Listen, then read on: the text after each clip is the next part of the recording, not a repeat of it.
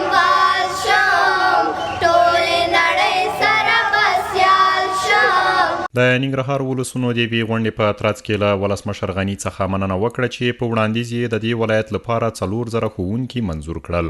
همداراز یې غوښتنه وکړه چې منظور شوي ښوونکي دې ورته ژر تر ژره په دندو وګمارل شي.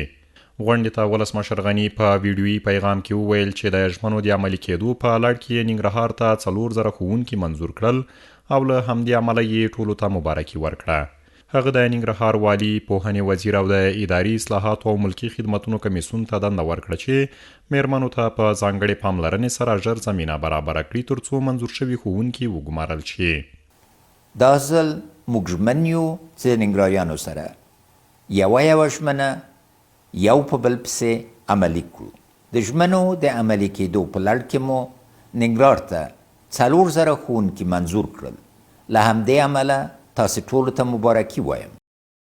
د ننګرهار والي د ټولو هغو مسؤلینو او اشخاصو څخه قدرداني وکړه چې د یادو ښوونکو د منظورۍ په موخه یې ورسره همکاري کړې.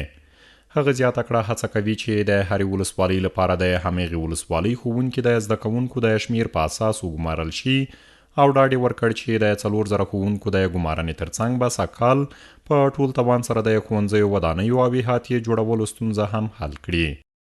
4,000 ښوونکو منظوري موږ تاسو لرو چې دوی په تطبیق کې به زما تعهد دا وي چې ډېر ژر به د اصلاحات اداري سره او همدارنګه د معارف وزارت سره دا موضوع زه تعقیب کړم تر څو دا معلمین دا ښوونکي په اساس د ضرورت په ولسوالیو کې معلوم شي. د ننګرهار د پوهنې رئیس حسیب الله شینواري وویل چې په دې ولایت کې شاوخوا 1 میلیون زده کوونکي زده کړې کوي چې 4,000 منظور شوي ښوونکي به یې د ښوونکو په برخه کې ستونزه حل کړي. خو د پوهنې ادارې ته یې د 3,000 نورو ښوونکو د تشکیل د ورکړې غوښتنه وکړه. زه شاهد یم چې هره ورځ د ښوونکو د بستونو د منظورېدو موضوع جدي د مرکز سره تعقیب کړه او پایله یې دا ده چې له نیکه مرغه موږ دغه 4,000 بستونه منظور شو او ننګرهار کې به زر تر زره دغه ښوونکو د استخدام پروسه پیل شي. د غونډې په پای کې د ننګرهار د ښوونځیو زده کوونکو د ګمارنې پروسه کې د شفافیت غوښتنه وکړه.